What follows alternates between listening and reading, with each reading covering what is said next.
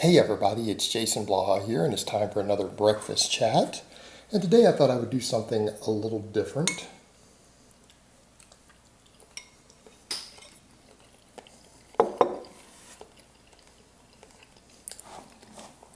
Alright, I'm trying to only stick with when I discuss these things of things in the strength world.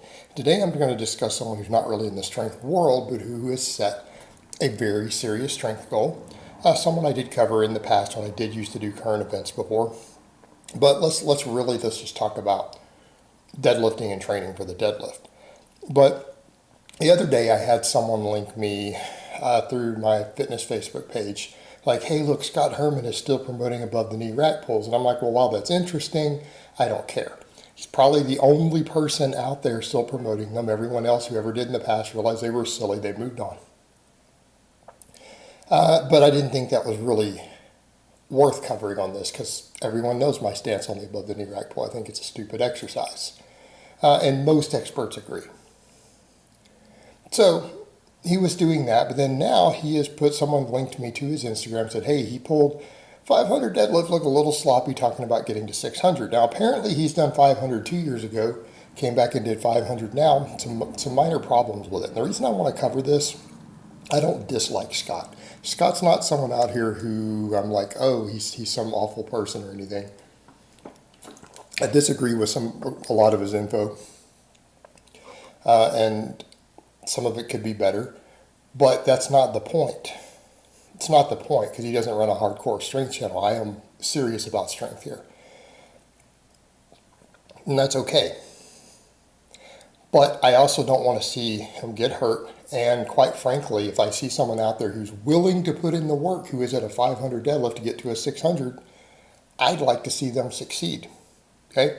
I would like to see them succeed. And I have multiple clients who are on that journey right now. I have clients right now who are in those mid fives, who've taken from low fives, mid fives, they're on their way to 6. I have clients who've pulled over 6. You guys have seen one pull over 6 on the fitness page before. So, what are the problems we have here? And Scott will probably tune in because he did in the past when I covered him. So he'll see it. Scott, first of all, we need to discuss your setup. Your setup itself. Because I see a couple of problems. Number one, you have weak glutes. And when I say weak glutes, I'm not saying, oh, you've got these horrific untrained glutes. What I'm saying is, towards the goal of getting up well past a 500 deadlift, your glutes are too weak. Okay? Your back is fine. Your back is strong enough. Back is not limiting you right now. Could be the low back, but I don't, it's hard to pick out low back weakness without seeing accessory work. Mid back, upper back, all of that. In other words, your traps, your lats, all of those are not limiting you right now. You are struggling. Your glutes are having a lot of problems with the lockout. But the setup itself is a problem. And the reason I say this, Scott is not getting tight. He's at that bottom. He squats down and then tries to jerk into a tight position. Slack is not being pulled out of the bar. He starts with the hips too low and jerks into it. Instead of getting tight and pulling himself into the bar, he squats and jerks. That jerk is how we tear biceps. It's how we tear biceps. And there we go. You guys see my scar there from, my God, how many years ago at this point? 17 years ago? I've had some people say, hey, Jason, that's a synthol mark. No, it's actually not. I've never even seen synthol. Nobody uses synthol anymore, by the way. It's not even a thing. But that's a whole different topic I'm not going to cover. But, no, that is a scar. That's a scar. I've torn a bicep 17 years ago. I'm intimately familiar with the process of how bicep tears occur. The way that he is jerking out of the bottom, he is not tight. He's too loose. Hips starting too low. Puts you at risk of this. You combine that with the fact that I saw on the same thing him doing some rows, and he's doing those cheating supine grip rows. Same thing that Dorian Yates tore biceps doing. And yes, that is also a bicep tear risk. Okay, this is a bad combination. Do your rows correctly. If you're going to do cheating rows with straps, don't do them underhand grip. not the best choice of exercises. But again, you're already predisposing yourself to bicep tears there. Same thing with the deadlift setup. You need to get your hips a hair higher and pull yourself into it. And the reason he's doing this is his hamstrings. It's to compensate for the fact that he's got a stronger back than his hamstrings. Okay, it's to compensate. Because if he pulls in tight and uses the hamstrings, that deficiency is going to become apparent off the floor. So he's trying to jerk it up, and try to use more back to get it started because the hamstrings need more work. And there's different ways we compensate for that. So I would say to Scott, number one, you need to work on those hamstrings. You need to get that setup tighter. Okay, then as he comes up, he goes to follow through. He's trying to use back to lock it out.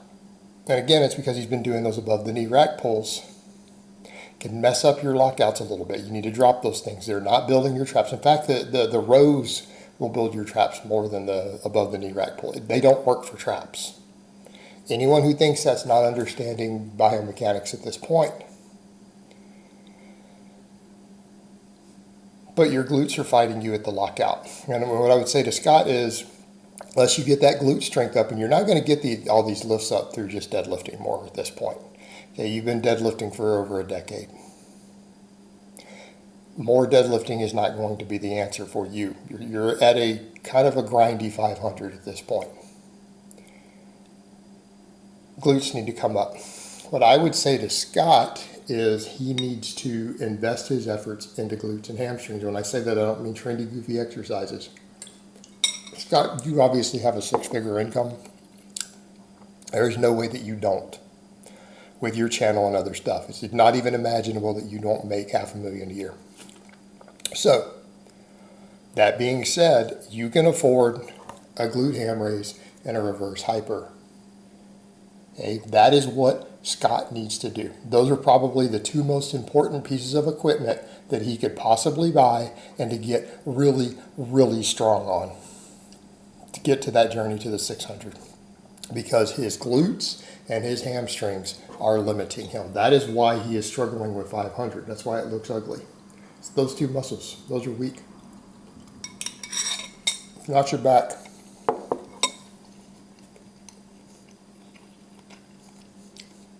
And I'm saying this as a coach who takes people from 500 to 600 deadlifts. This is what I do for a living at this point. This is your personal solution. This is the most elegant solution for you. So the take-homes here are he needs to learn to set up tighter, quit jerking it off the floor. Number two, drop the silly above the knee rack pulls. They're not helping you. If you want to do anything for that, work on more rowing. And learn to pen leg row off the floor. That will help you a lot more building a deadlift. Number three, glute ham raise and reverse hypers. Get super strong on them. What do I mean by super strong? I don't know. I'd like to see for you to get to that 600, close to 400 pounds on the reverse hyper for sets of 25. That needs to be a target for you, right? That needs to be a target. Something in that range. All right, guys, well, that's really all I have to say on that today. I hope it's been informative, and I will talk to you guys next time.